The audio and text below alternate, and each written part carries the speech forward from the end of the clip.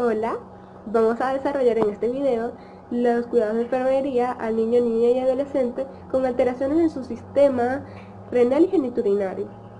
En este video vamos a resaltar principalmente las patologías que alteran el funcionamiento de estos sistemas y a continuación voy a presentar el grupo que nos estará acompañando en este video, que está conformado por Elizabeth Carache, Priscila Duarte, Hernández Cristina, Santana Paolis, Torres Francis, Villanueva Michelle, Villasana Vidal y mi persona, Brisney Arroyo. Vamos a comenzar a desarrollar estos temas muy importantes del sistema renal y genitourinario en pediatría. Como introducción a las alteraciones del sistema renal y genitourinario en pediatría, podemos comenzar a hablar de que está conformado este sistema por órganos importantes como son los riñones y la vejiga. Estos hacen función de fabricar, almacenar y eliminar la orina, igual que absorber las sustancias tóxicas, entre otras cosas. Tiene muchas funciones, pero a la hora de enfrentarse a un diagnóstico de estos sistemas, realmente no es del todo fácil, ya que muchos de los pacientes llegan con sintomatologías extrarrenales, o sea, no tienen nada que ver con un dolor quizás en la región, solamente que pueden llegar con una hipertensión, un edema, entonces hay que hacer seguimiento, así como también pueden llegar casos que vienen directamente relacionados con la parte de los riñones, como una hematuria, una macroscópica, entre otros. Incluso ahí están los casos que son asintomáticos. Por eso la función de conocer y hacer un seguimiento de estas patologías. A continuación vamos a comenzar a desarrollar las patologías. Los objetivos general y específicos. Su objetivo general se basa en determinar las características de los cuidados de enfermería al niño, niña y adolescente con alteraciones renal y genitourinario.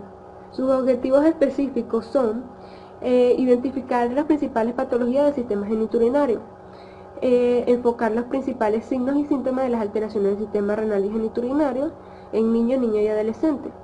También desarrollar un caso hipotético en el cual se va a tomar una patología del sistema renal y genitourinario para así dar respuesta a las acciones de enfermería.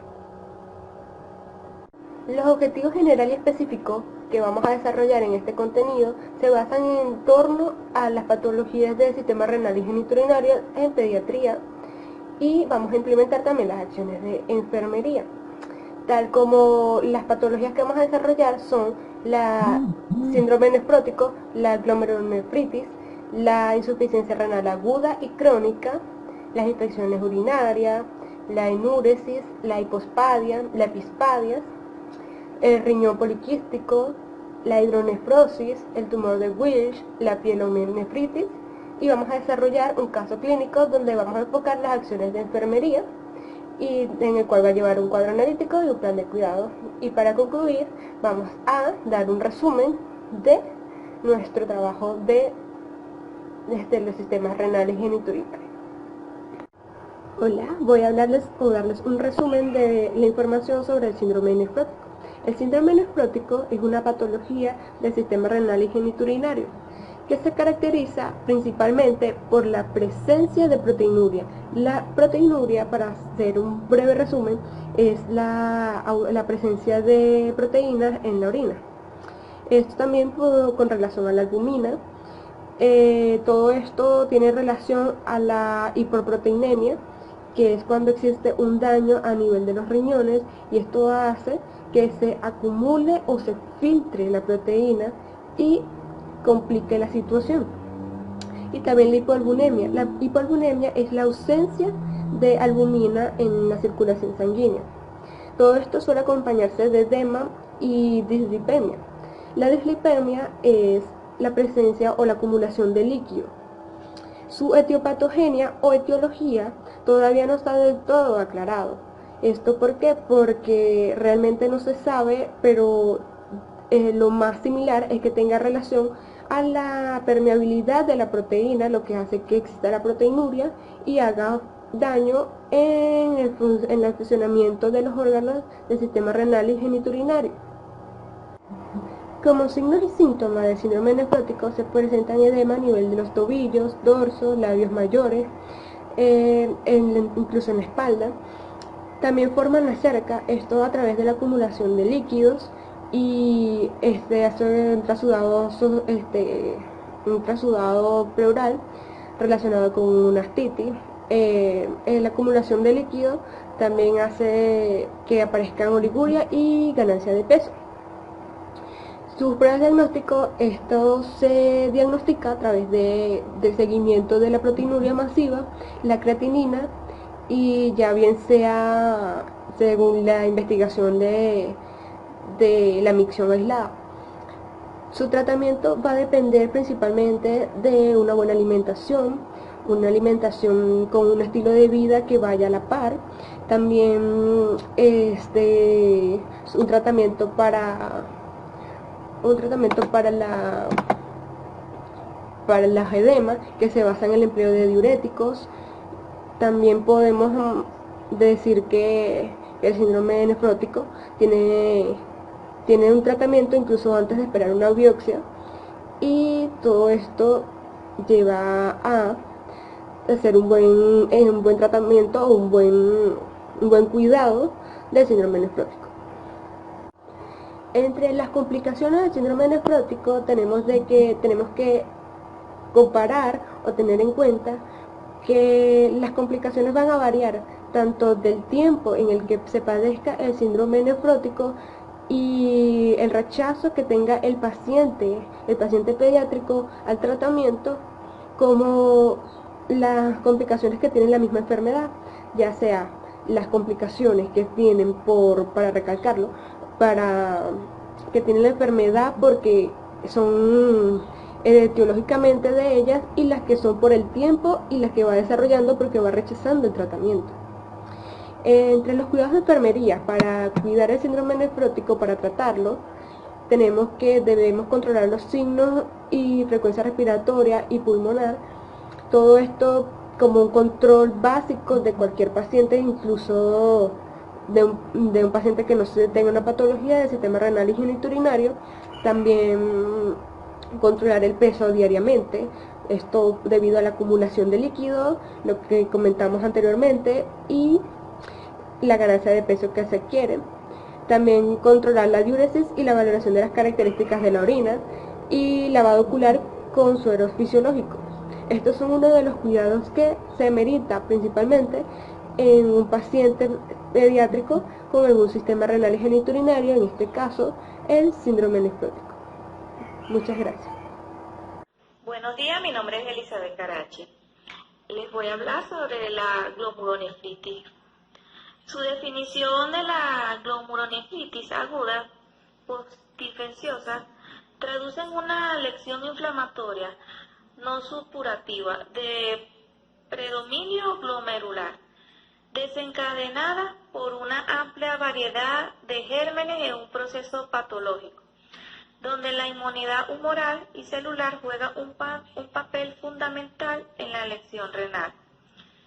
En la etiología, aunque la mayor parte de la glomurunefritis aguda postinfecciosa son causadas por estreptococo, existen otros muchos más agentes infecciosos que uno puede producirla, especialmente las bacterias, y en menor medida virus y parásitos o hongos. Se puede decir que en la prueba diagnóstica, el análisis de orina, los resultados del análisis se podían mostrar glóbulos blancos, un indicador común de la infección o inflamación de un aumento de las proteínas, lo que puede indicar un daño en la nefrona o otro indicador aumento de los niveles sanguíneos de la creatinina o de la urea. Son señales de alerta. En análisis de sangre pueden brindar información sobre el daño renal y el deterioro de los glomérulos. A partir de la medición de los niveles de desechos como la creatinina y el nitrógeno úrico en sangre. En la prueba diagnóstica, los daños pueden ser recomendados en estudios diagnósticos que permitirán visualizar los riñones como una radiografía de riñón o un examen de ultrasonido, una radiografía de riñón o un examen de ultrasonido y una tomografía computarizada. Y la biopsia, este procedimiento implicaría el uso de una aguja especial para extraer pequeños trozos de tejido renal y examinarlo con un microscopio para así determinar la causa de la enfermedad. Casi siempre se necesita una biopsia de riñón para confirmar el diagnóstico de la glomerulonefritis. Tratamiento. En cuanto a los tratamientos, siempre va a variar dependiendo del diagnóstico que tendría el niño, y esto sería que la restricción de líquido, dieta baja en proteínas, dieta baja en yodo y potasio, diálisis, tratamiento médico para eliminar desechos y fluidos adicional de la sangre, y luego que los riñones, esto va a variar dependiendo que los riñones han dejado de funcionar.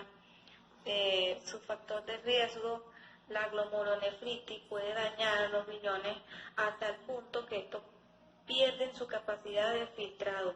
Como consecuencia se acumulan niveles peligrosos de líquido, de electrolitos y desechos en el organismo. O proteica, también pesar al niño diariamente para valorar la evaluación del mismo. Medir signos vitales haciendo énfasis en temperatura y tensión arterial. Le cedo el paso a mi compañera Priscila Duarte. Vamos a estar hablando un poco de la insuficiencia renal crónica. No suele presentar síntomas y se diagnostica mediante un análisis de sangre. Sus síntomas. Los síntomas aparecen lentamente y no son específicos de la enfermedad.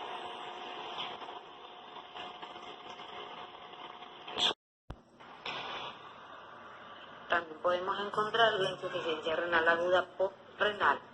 Generalmente se produce por una lesión que a la vez causa un obstáculo en la vía urinaria, imposibilitando la salida de la orina.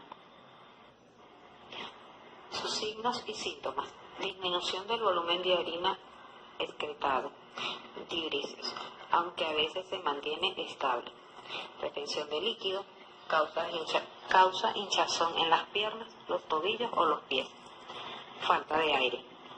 Su prueba diagnóstico: control del volumen de excreción de orina. La medición de la cantidad de orina que produce en 24 horas puede ayudar al médico a determinar las causas de la insuficiencia renal. Análisis de orina. El análisis de una muestra de orina, urianálisis, puede revelar anomalías que sugieran insuficiencia renal. Análisis de sangre. Una muestra de sangre puede revelar un aumento acelerado de los niveles de urea y creatinina, dos sustancias usadas para medir el funcionamiento renal. Estudios de diagnóstico por imágenes. Los estudios de diagnóstico por imágenes como ultrasonido. Su tratamiento. Procedimientos médicos: diálisis peritoneal, hemofiltraciones y diálisis. Cuidado personal, dieta baja en proteínas, medicamentos, vitaminas, agente reductor del calcio, estimulante de la médula ósea, diurético y suplemento dietético. Cirugía, a tal caso de que se llegue a hayan complicaciones y que el médico lo recomiende, y trasplante de riñón. Sus factores de riesgo: acumulación de líquido. La insuficiencia renal aguda puede desarrollar acumulación de líquido en los pulmones, lo que puede provocar dificultad para respirar. Dolor en el pecho. Si se inflama la capa que cubre el corazón. Síntomas: Los síntomas aparecen lentamente y no son específicos de la enfermedad. Su tratamiento depende del estado de gravedad del paciente. Los medicamentos pueden controlar los síntomas en las etapas posteriores. Puede ser necesario filtrar la sangre con una máquina, que sería la diálisis, o hacer un trasplante. Cuidados de enfermería. Toma de muestra de orina lo más precozmente posible antes de iniciar terapia con diuréticos y fluidoterapia para no falsear los resultados, que incluyan iones, urea, creatinina, osmolaridad, densidad y sedimento. Vigilar la respuesta ante la administración de diuréticos, control de la ingesta oral, dieta pobre en sodio, potasio y proteínas y rica en hidratos de carbono. Administrar antieméticos para aliviar las náuseas. Vigilancia continua del nivel de conciencia, tendencia a la somnolencia o estadios. Buenos días, mi nombre es Cristina Hernández. Yo les voy a hablar un poco sobre lo que son las infecciones urinarias. La infección urinaria o del tracto urinario es una de las infecciones más comunes en la infancia. Ocurre por una inflamación en cualquier parte del sistema urinario, ya sea en la uretra, vejiga, uréter o el riñón, debido a la existencia de gérmenes que infectan la orina. Las infecciones urinarias están causadas por bacterias que se encuentran en la zona perineal, es decir, en la piel alrededor del ano y los genitales. Los síntomas más frecuentes para las infecciones urinarias son orina turbia o maloliente, orina con sangre, necesidad de orinar frecuente o urgente, dolor o picor al orinar y dolor en la parte inferior del abdomen. ¿Cómo se diagnostica las infecciones urinarias? Para detectar una infección urinaria es importante el análisis de una muestra de orina, cultivo de orina y creación de imágenes por las vías urinarias. ¿Cuál sería el tratamiento para una infección urinaria? Las infecciones urinarias se tratan con antibióticos. En caso de cistitis y en niños mayores con buen estado general, se puede tratar con antibióticos vía oral. En caso de que sea un niño lactante o en caso de que tenga polionefritis, se administra de forma intravenosa el antibiótico. ¿Qué complicaciones puede presentar tener una infección en la orina en caso de los pacientes pediátricos? El acceso renal crónico medular, acceso crónico múltiple, acceso perinefrítico, pionefritis y pielonefritis gangrenosa. Por eso es que tenemos que tener cuidado al momento de asear a los bebés, que los padres tengan en cuenta que tienen que hacerle un buen aseo al bebé. Por otro lado, también tenemos una infección llamada enúrisis. Se le denomina con este nombre a la pérdida involuntaria de orina, que se presenta generalmente por las noches en los niños no mayores de 5 años. La enúrisis nocturna se produce principalmente porque el niño está profundamente dormido y no se despierta cuando su vejiga se llena y debe vaciarla. Los síntomas que presenta la mayoría de los niños ya están plenamente entrenados para ir al baño a los 5 años. En realidad no hay una fecha exacta para desarrollar el control completo de los esfínteres. Entre los 5 y los 7 años la enúrisis sigue siendo un problema para algunos niños. En este punto hay que hacer énfasis en los padres para que no, no, no presionen a los niños a que controlen sus esfínteres. Ellos por sí solos lo van a hacer en un cierto momento, ya que si pasa de los 7 años en adelante, de 5 a 7 años, sí se considera una patología. El tratamiento para la enúrisis es imipramina y otros antidepresivos tricíclicos. ¿Cómo se diagnostica la enúrisis? Hematuria o clínica litiásica, previo examen físico, exploración física meticulosa, peso y talla. En retraso de la talla acompaña con frecuencia la insuficiencia renal crónica y a otros. ¿Cuáles son los factores de riesgo para la enúrisis? La enúrisis no conlleva ningún tipo de riesgo para la salud cuando no tiene causa física. Sin embargo, mojar la cama puede generar sentimiento de culpa o vergüenza, lo que puede llevar a que el niño se cohíba de sí mismo.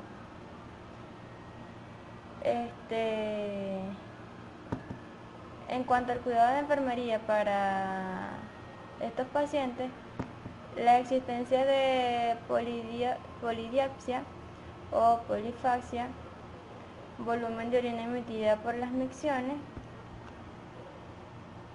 poliuria o micciones escasas, características del chorro miccional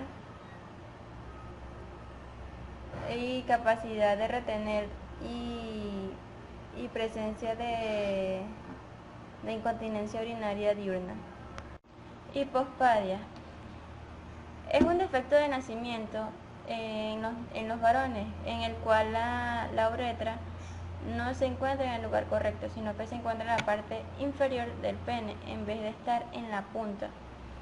En los niños con hipospadia, la formación anormal de la uretra sucede entre los 8 y 14 semanas del embarazo.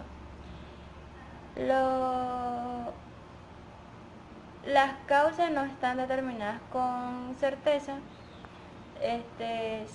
Hicieron un estudio y dieron un índice de que las madres obesas o mayores de 35 en adelante tienen un alto riesgo de que el niño padezca esta afección. Los síntomas de la hipospadia son abertura fuera de la uretra del pene, cobertura descendente del pene, encorvamiento, aspecto encapuchado del pene debido a que solo la mitad superior del pene está cubierta por el prepucio. ¿Cómo se diagnostica la hipospadia? La hipospadia se diagnostica en el mismo momento del nacimiento o un poco después, pero se le diagnostica con la exploración física. El tratamiento para la hipospadia depende del tipo de defecto que tenga el niño. En la mayoría de los casos es quirúrgica. Si se necesita cirugía, generalmente se hace cuando el niño tiene de 3 a 18 meses de edad. En algunos casos, las cirugías se hacen por etapas. Algunas de las reparaciones que se hacen en la cirugía podrían incluir la curvatura del pene y colocar la uretra en su sitio. Los factores de riesgo que tiene esto son que si la hipospadia no se trata, puede causar apariencia normal del pene, problemas para aprender a ir al inodoro, cobertura normal del pene con la erección y problemas de alteración de la eyaculación. ¿Cuáles serían los cuidados de enfermería para atender a un paciente con hipospadia? Asegurar los cuidados correspondientes, controlar las condiciones ambientales que puedan favorecer a la estimulación del dolor, disminuir aquellos factores que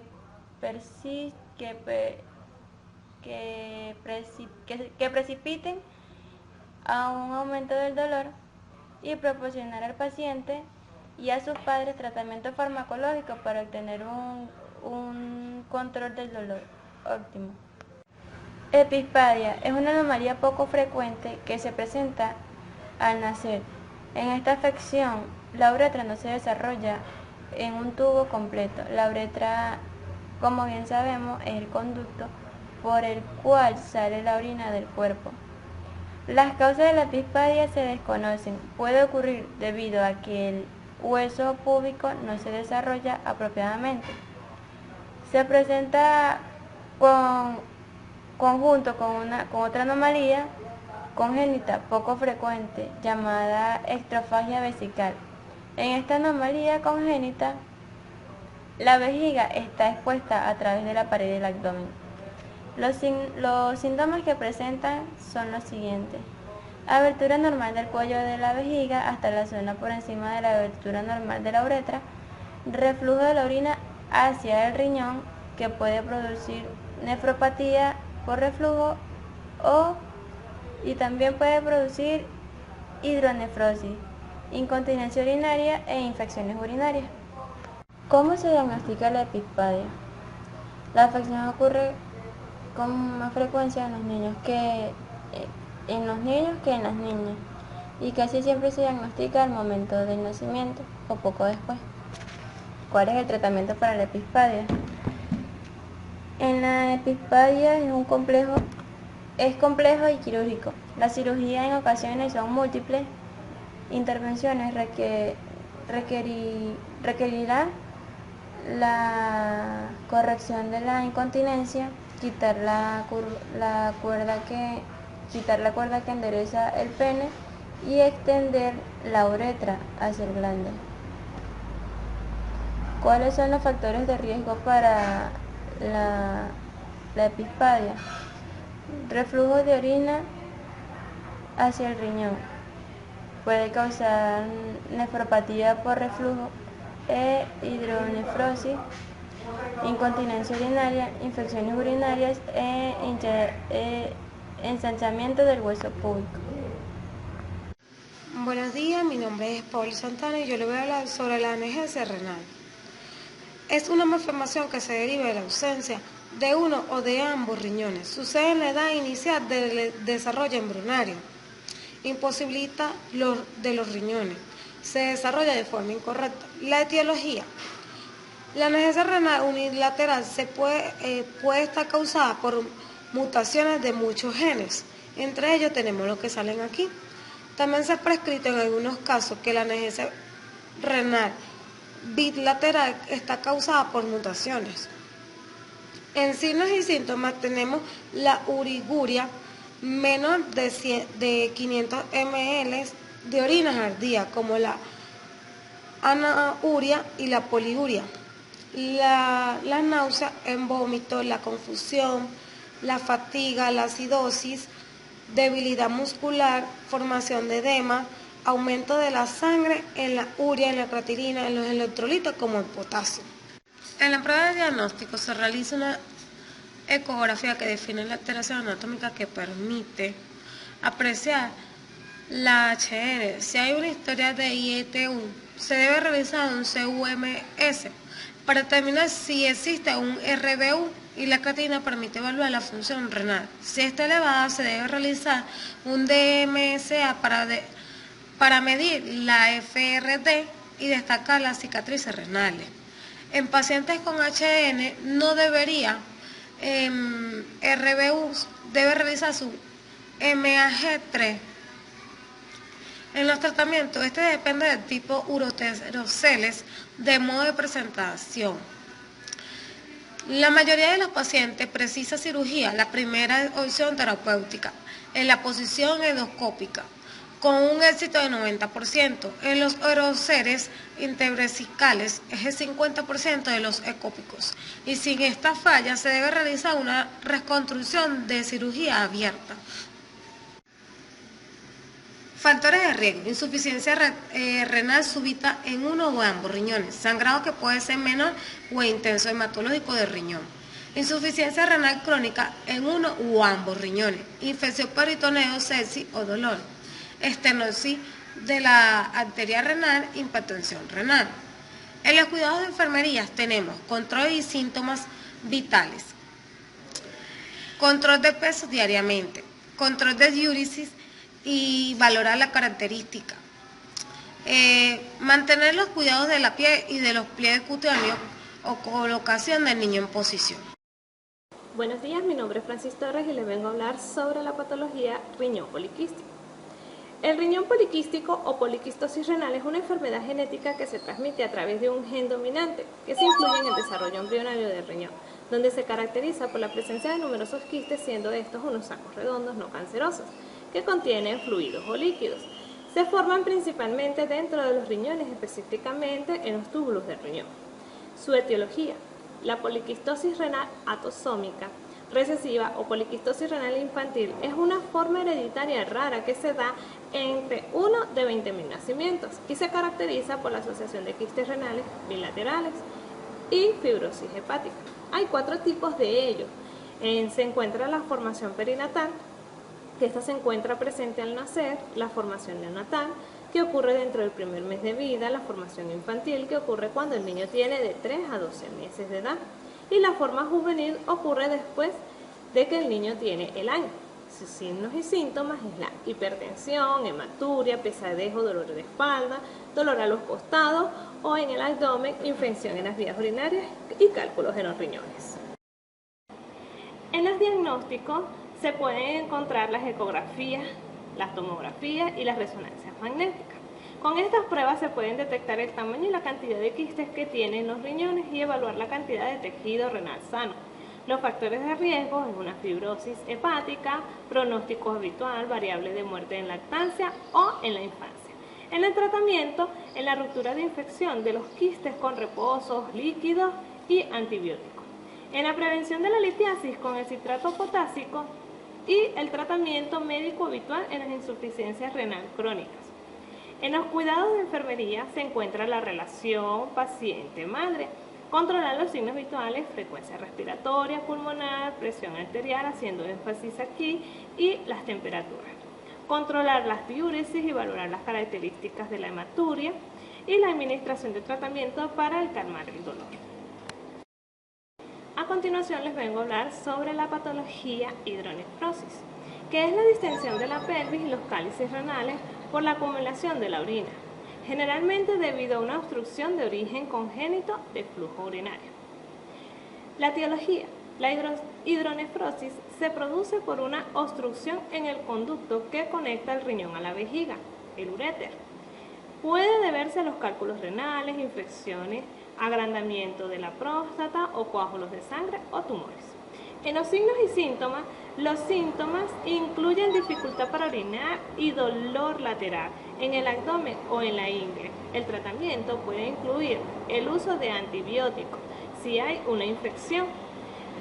Casos más graves pueden ser necesarios drenar la orina de la vejiga o del riñón.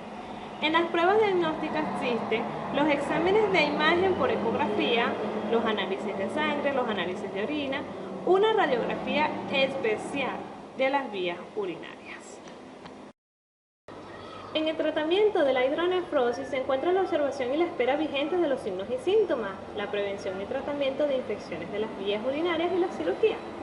En el factor riesgo se encuentra la anomalía del sistema urinario que se presenta desde el nacimiento, las cicatrices de los uréteres con los que son los conductos que transportan la orina desde los riñones hasta la vejiga, el cáncer de la área pélvica, vejiga, cuello uterino, colon o próstata, en las infecciones renales o urinarias persistentes, el trastorno de coagulación sanguínea y la hiperplasia prostática benigna.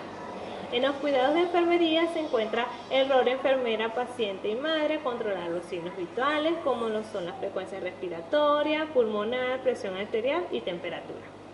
Luego controlar las diúresis haciendo énfasis en ella y valorar las características de la hematuria. La administración de medicamento o de tratamiento para calmarle el dolor al paciente y ya que cuando presenta una de las sintomatologías es la hipertermia, es proporcionarle un ambiente sin corriente de aire y a la madre información diciéndole que ropa fresca, que no hay que arroparlo.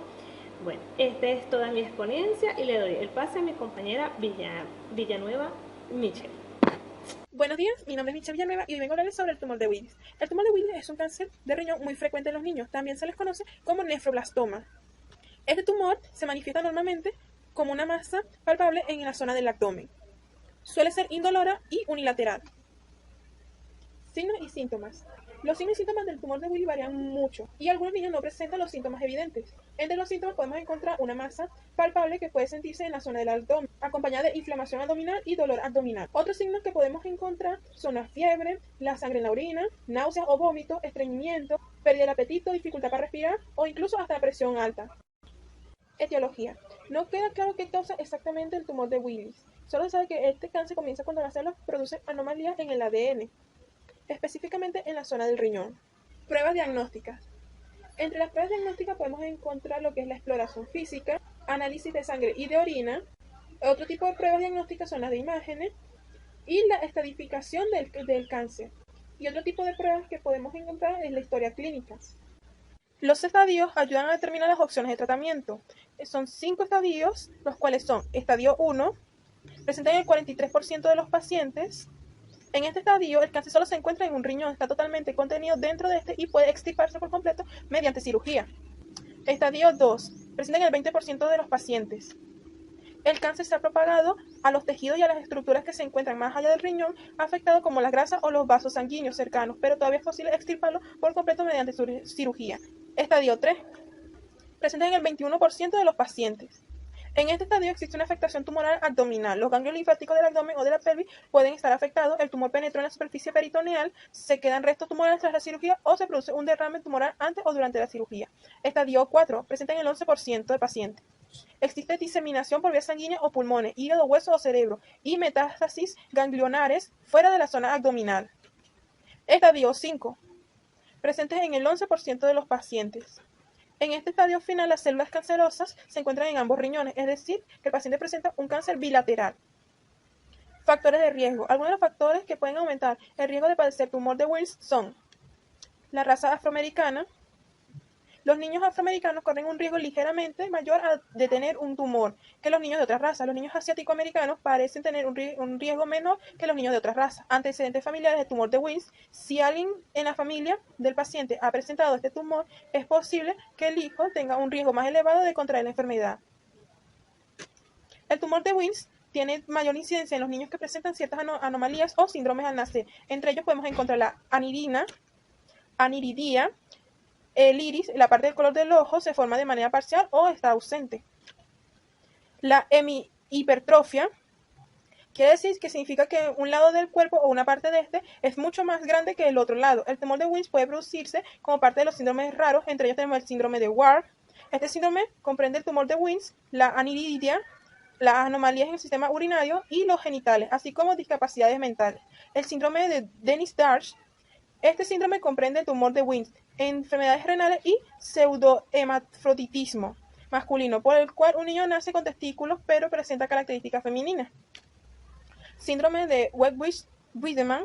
Los niños que padecen este síndrome suelen ser de un tamaño considerablemente mayor que el promedio, es decir, macrosomía. Otros signos pueden ser que los órganos abdominales sobresalgan en la base del cordón umbilical o tener una lengua grande, es decir, macroglosia, órganos internos agrandados y anomalías en las orejas. También existe un mayor riesgo de padecer tumores, entre ellos un tipo de cáncer llamado hepatoblastoma.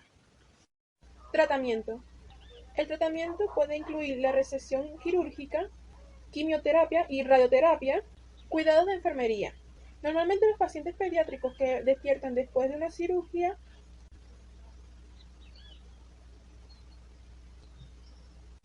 y sin saber lo que sucede. En los cuidados de enfermería podemos encontrar, y en los cuidados de enfermería tenemos como principal objetivo ayudar en el restablecimiento de la salud a corto y mediano plazo de cada patrón alterado. Restablecimiento de la salud y ayudarlo a sentirse Y en los cuidados de enfermería tenemos como principal objetivo ayudar en el restablecimiento de la salud a corto y mediano plazo de cada patrón alterado. Restablecimiento de la salud y ayudarlo a sentirse como al momento de estar en la visita de hospital. Ayudarlo a su nuevo estilo de vida, a lograr la independencia en la realización de sus actividades con apoyo de su entorno familiar. También muestra serenidad. La pielonefritis es una infección urinaria que se define como la presencia de gérmenes en la orina. Habitualmente son bacterias, es decir, del tipo bacteriana, y excepcionalmente hongos, es decir, del tipo micótico, o virus, es decir, del tipo vírica, y afectan de manera menos grave a los riñones. Etiología. La principal causa de la pielonefritis es la presencia de bacterias en la orina. Estos microorganismos suelen llegar a través de la uretra. Estas bacterias pueden afectar a todo el sistema urinario, desde la uretra hasta los riñones. A la pielonefritis se le clasifican de dos maneras, es decir, complicada o no complicada, o aguda o crónica.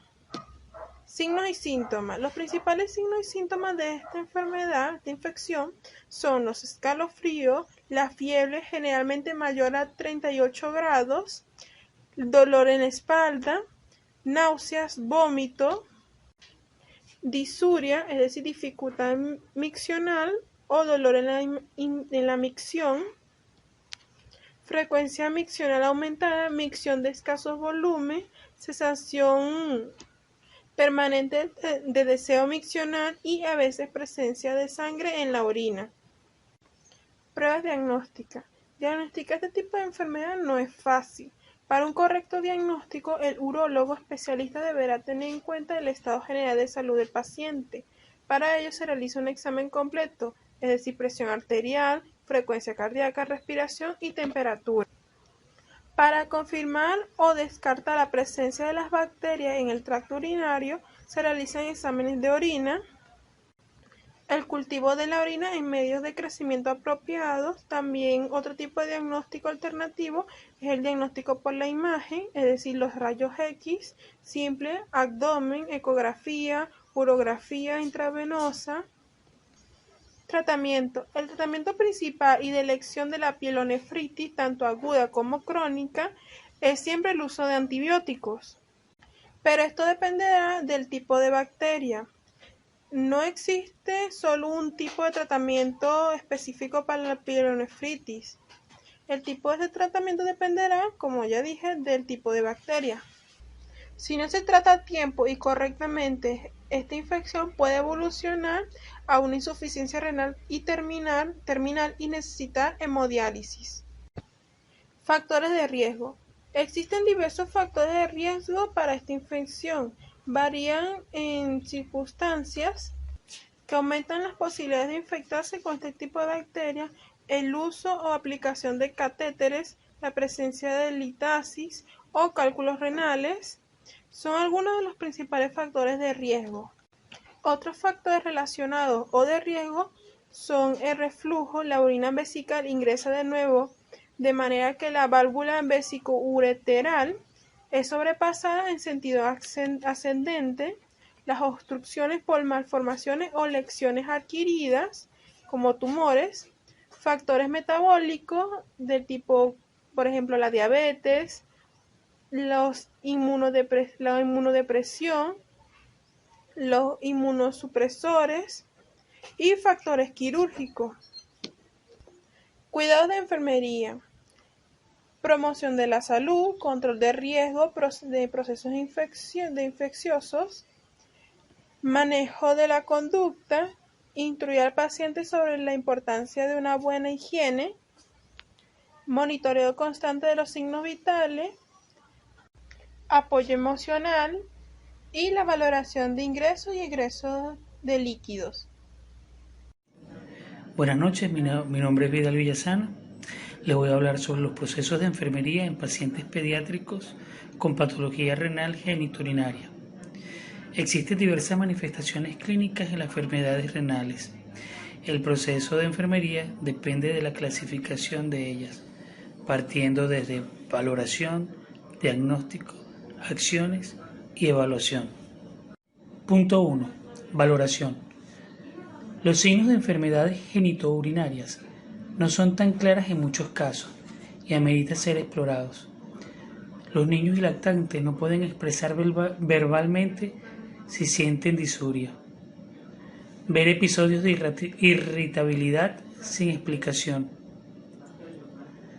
Identificar signos de dolor o aumentos de volumen. 2. Diagnóstico. Alteración de la eliminación en relación con la presencia de microorganismos en el tracto urinario, manifestado por micción frecuente y orinar de color intenso. Entre los estudios que ayudan a descartar enfermedades renales geniturinarias están el uroanálisis, urocultivo, la proteína C reactiva, urea, creatinina, electrolitos séricos y urografía de eliminación. Acciones: valoración de líquidos ingeridos y eliminados, extracción de muestras, análisis de orina, cultivo de sangre, administración de antibióticos según prescripción, cuidados de sondas vesicales. Evaluación. La eficacia de los cuidados de enfermería se evaluarán mediante la evaluación continua y la atención basada en pautas de observación y resultados esperados. Resumen del caso. Se trata de preescolar masculino de 3 años y 8 meses de edad, natural y procedente de Naguanagua, quien inicia enfermedad actual el día 1 de noviembre del 2021, el cual, según la madre, empezó en horas de la noche con vómito y fiebre cuantificada de 39 grados centígrados, dolor lumbar y ardor al orinar, por lo cual la madre decide llevarlo al servicio de emergencias pediátricas del Hospital Universitario Dr. Ángel Larralde el día 4 de noviembre en horas de la tarde. Es valorado por el médico residente de guardia, quien decide su ingreso bajo diagnóstico de infección tracto urinario e indica exámenes de laboratorio, hematología completa con plaquetas, urea, creatinina y uroanálisis, ecografía abdominal y pélvico. Hidratación parenteral con solución 0,45% con dextrosa al 5%. Ketoprofeno, unacin, dipirona, SOS temperatura mayor de 38,5 grados axilar. A la valoración física de enfermería se observa preescolar en posición Fowler en brazos de su madre, con facies de dolor, rubicundo, llanto persistente, sudoroso. Se cuantifican signos vitales: temperatura 39,2 grados, tensión arterial 112/78 milímetros de mercurio, pulso 118 pulsaciones por minuto y frecuencia respiratoria 15 por minuto. El examen físico sementario consiste en persona,